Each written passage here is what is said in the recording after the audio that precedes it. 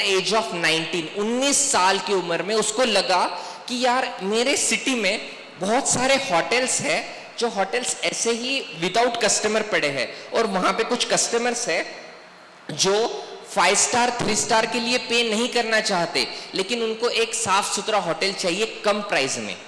तो ये गैप थी, राइट? इधर कस्टमर्स रेडी है, इधर उनके लिए होटल्स रेडी है, लेकिन उनके लिए प्रॉपर गैप नहीं थी। तो व्हाट ही हैज डन, उन्होंने सबसे पहले एक होटल लिया, जो भी उनके ड्रॉबैक्स थे, जैसे प्रॉपर 3 स्टार 5 स्टार में होता है, इन्होंने क्लीनलीनेस लाया, फ्रेग्रेंस लगे, उसका एम्बियंस अच्छा किया, and he started the business. Right now OYO is operating in more than 15 countries with more than 1.2 lakh properties.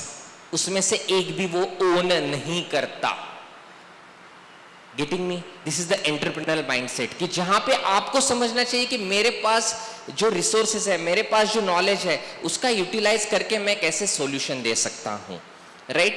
अब उसके बाद पार्ट आता है कि आप लोगों को सोचना है, क्योंकि मेरे पास आइडियाज अगर आप पूछोगे एंटरप्रेन्योरशिप के लिए, तो right from the agriculture till the product service, ऐसे नियर अबाउट 87 कैटेगरीज है। 87 कैटेगरीज किस लगे, जिसमें महिलाओं के लिए घर में जो पापड़ वो उद्योग से लेके एक बड़ी इंडस्ट्रीज जहां पे investment more than 50 CR, more than 100 CR लगेगा। इस दोनों फ्रॉम द स्क्रैच, जहां से 500, 1000, 1500 की इन्वेस्टमेंट से लेके 100 CR तक के डिफरेंट प्रोजेक्ट्स हो सकते हैं। इसमें आप लोगों को आइडेंटिफाई करना है। पहले ही मैंने लाइन क्लियर कर दी थी कि आपको जॉब ढूंढने के लिए अगर आप जा रहे हो, so there is high competition और you have to increase the skill. अगर मैं वही एनर्जी अगर मैं एंटरप्रेन्योरशिप में डाल सकता हूं, तो believe me, you are going to create the next billionaire of the India, believe me, right?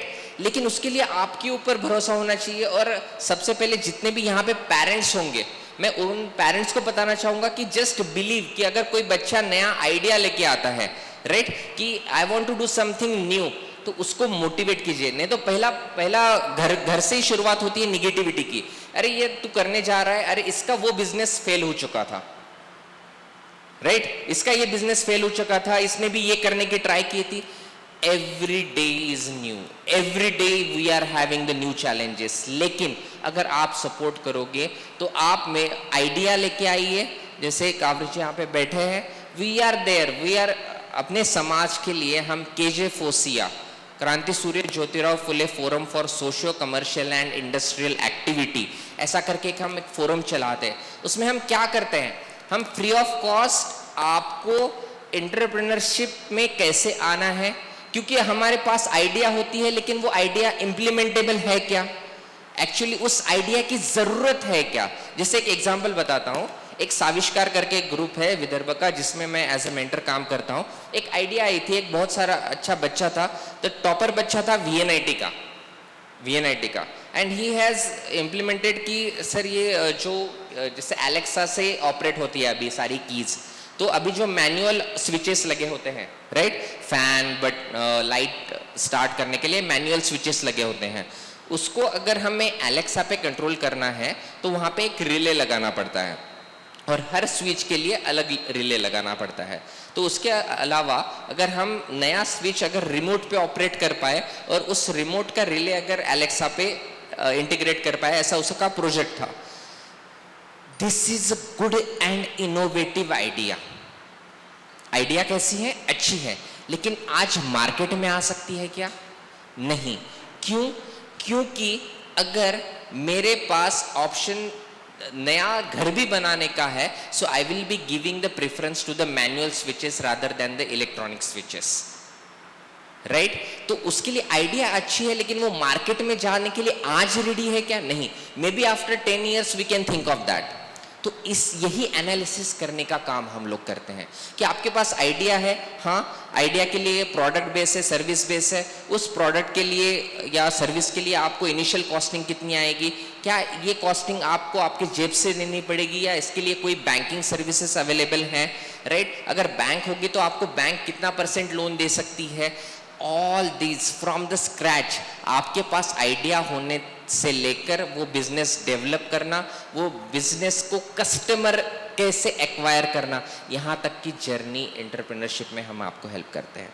लेकिन सबसे इंपॉर्टेंट है आपका माइंडसेट। अगर आपका माइंडसेट यही होगा कि मैं आई एम जस्ट 18, 19, 20, 22 ईयर्स, मुझे क्या करना है, अरे यार मैं थोड़ी बन सकता हूँ, मैं नहीं मेहनत कर सकता, मुझे क्या चाहिए, मुझे कहाँ पे भी, आज बीकॉम वाले बहुत सारे बच्चे अगर होंगे यहाँ पे, बीकॉम बीएससी किए हुए बच्चों का माइंडसेट क्या है, फाइनल ईयर होने के बाद मैं क्या करूँगा, मैं जनरली गांव में भी जाता हूँ तो क्या कर रहा हूँ, बच्चा एमपीएससी का, पेरेंट्स भी बहुत चाव से बताते हैं कि क्या करना चाहिए, वो क्या करते हैं, लाइब्रेरी जाता है रोज। किस लिए जाता है भाई लाइब्रेरी, वो रोज पढ़ाई करता है। कितने साल हो गए, 3 साल हो गए। अगर यही 3 साल आपने खुद के ऊपर विश्वास रखे एक आइडिया को दिए तो डेफिनेटली आपको जो नौकरी लगेगी, जो गवर्नमेंट की नौकरी लगेगी, उससे भी ज्यादा आप कमा सकते हो। You just have to believe and be consistent.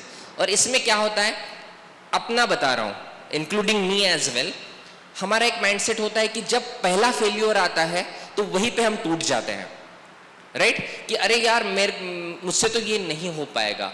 तो आप कोई भी एंटरप्रेन्योर का जर्नी निकाल के देखिए, he has failed multiple times, he has failed multiple times, लेकिन उसमें एक ही डिफरेंस है उनमें और हम में, कि सेकंड टाइम वो उठा कि मुझे ये डिफीट मंजूर नहीं है, मैं फिर से लड़ूंगा और फिर से मेरा ये आइडिया वर्कआउट नहीं हुआ ना, ठीक है, ये आइडिया पसंद नहीं आया लोगों को, ठीक है, चलो सेकंड आइडिया ट्राई करके देखते हैं, अरे सेकंड भी नहीं आया, थर्ड आइडिया ट्राई करके देखते हैं।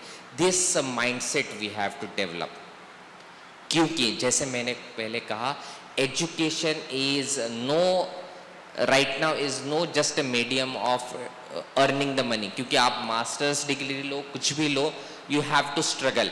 और सेकंड, इंडिया में एक इतनी बात कह के मैं खत्म करता हूं मेरा ये, right now since 2014 this government has given a tremendous boost to the entrepreneur mindset. आज की डेट में कम से कम कागजात पे आपको लोन अवेलेबल है। Either you want to start a product, either you want to start a service business, उसका फायदा उठाइए। आपके पास जमीन है, एग्रीकल्चर है, सबसे ज्यादा कोई भी सर्विस बंद होगी, राइट? नोकिया का फोन बंद हो गया, अब दिखता है क्या नोकिया का फोन? नहीं, इतना बड़ा ब्रांड नोकिया बंद हो गया। ओनिडा का टीवी आपके बचपन में आपने देखा होगा, बहुत फेमस होगा, बंद हो गया, क्योंकि उन्होंने चेंज नहीं किया। एक ही बिजनेस पूरे वर्ल्ड में ऐसा है जो कभी भी बंद नहीं होगा, दैट इज एग्रीकल्चर, राइट? हम क्या करते हैं, हम उगाते सब है, मार्केट वाला ऐसा तोल के आपको देखता है मंडी में, अरे इसका ये रेट होगा, उसके लिए हम रुकते हैं और उतने पैसे लेके घर आ जाते। अगर अपने ही घर का बच्चा अगर उस रॉ प्रोडक्ट का फिनिश्ड प्रोडक्ट में अगर कर सकता है घर में, तो जो 11,000 11,500, बहुत खुश हुए, मेरे घर वाले भी बहुत खुश हुए कि 11,500 आज की डेट में तूर का रेट है। लेकिन वही तूर की दाल बनने के बाद उसका रेट क्या चल रहा है अभी? 175 to 185, right? What, how much is the difference, right? तूर 11, 11.5 मतलब 110 रुपए किलो, और उसकी दाल बनने के बाद अगर चलो उसमें घटाई भी होती है, वो भी माइनस करते हैं, मैन पावर माइनस करते हैं, फिर भी on every KG they are earning more than 20 rupees. Difference समझ में आ रहा है? डिफरेंस समझ में आ रहा है? तो क्या हम उसमें नहीं जा सकते? सो प्लीज आई रिक्वेस्ट, आज जितने भी यहाँ पे यंग माइंडसेट है, और अगर आपको दुनिया बदलनी है, देश बदलना है और कुछ करके दिखाना है, तो डेफिनेटली युवा ही ये कर सकता है। क्योंकि क्या है, हम ऐसा नहीं है कि हमारा माइंडसेट अगर ग्रोथ वाला है ना, डेफिनेटली कहाँ पे भी आपको हेल्प लगती है। कावरेज जी यहाँ पे है, हमारे काटे सर यहाँ पे है, he is also one of the person who is giving the support to the entrepreneurs. Sir के साथ भी अगर आप कनेक्ट हो सकते हो, we are having the tremendous energy and the ideas which can help you to grow. चलो, thank you so much, मुझे यहाँ पे बुलाया, उसके लिए आप सब लोगों का धन्यवाद।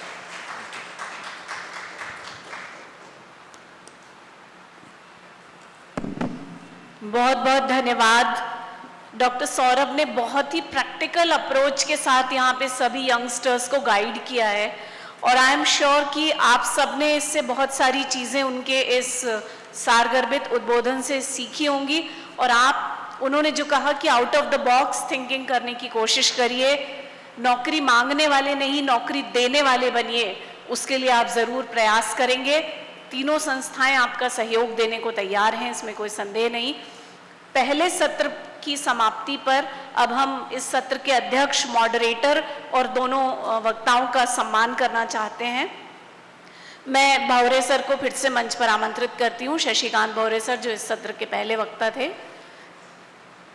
मैं मंच पर आमंत्रित करती हूँ श्रीमती गीता नागफासे को। उनसे निवेदन है कि वे हमारे अध्यक्ष, मॉडरेटर श्री देवेंद्र काटे जी को सम्मानित करें।